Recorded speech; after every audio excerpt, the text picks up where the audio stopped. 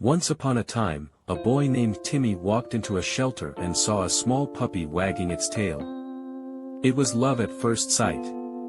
Timmy and his new puppy, Max, went on their first adventure in the park. The sun was shining, and the air was filled with laughter. Timmy threw the ball far, and Max dashed after it, his little paws pounding the grass. Max was fast, but the ball bounced just out of reach. Suddenly, Max noticed a sparkling pond ahead.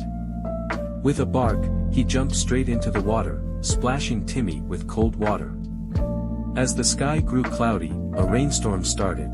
Timmy and Max found shelter under a big tree, waiting for the storm to pass.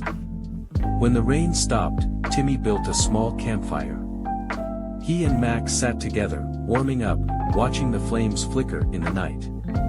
As the night ended, Timmy gave Max a big hug.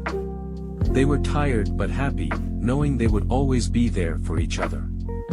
And from that day on, Timmy and Max had many more adventures, always side by side.